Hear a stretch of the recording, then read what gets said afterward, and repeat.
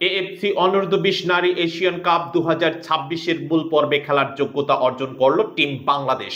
বাংলাদেশ অনূর্ধ্ব-20 নারী দল আজকে রানার্স আপ হয়ে এই যোগ্যতা অর্জন করেছে, তবে ঝুলেছিল শুধুমাত্র দুইটা বা একটা ম্যাচের কারণে বাংলাদেশ যেতে পারলো, তা নাহলে যেতে পারতো না। এর মধ্যে আমরা দেখেছি লেবাননের পরাজয়, চায়নার বিপক্ষে ইরানের পরাজয়, জাপানের বিপক্ষে কিরগিজস্তানের পরাজয়, ভিয়েতনামের বিপক্ষে। সর্বশেষ কিরগিজস্তানের পরাজয়ের সঙ্গে সঙ্গেই এই সুখবরটা পেল বাংলাদেশ। অথচ আমি কিন্তু 1.5 ঘন্টা আগেই জানিয়ে দিয়েছি এই ঘটনা ঘটবে, এই নিয়ে ভিডিও তৈরি করেছি। সো ফাইনালি যে সকল দল কোয়ালিফাই করেছে সেই সকল দলের নাম একবার জানিয়ে দেই আপনাদেরকে।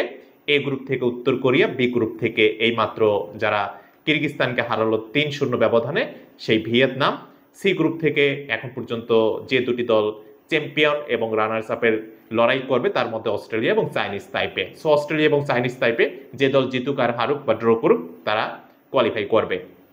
ডি গ্রুপ থেকে ইন্ডিয়া শুধুমাত্র একটি দল, ই গ্রুপ থেকে চায়না একটি দল, এফ গ্রুপ থেকে জাপান একটি দল, জি গ্রুপ থেকে 2 দল উজবেকিস্তান, জর্ডান, এইচ গ্রুপ থেকে বাংলাদেশ এবং দক্ষিণ কোরিয়া।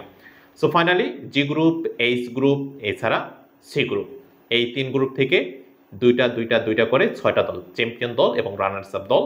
বাকি 5 গ্রুপের রানার্স আপ দল বাদ শুধুমাত্র চ্যাম্পিয়ন দল কোয়ালিফাই করেছে।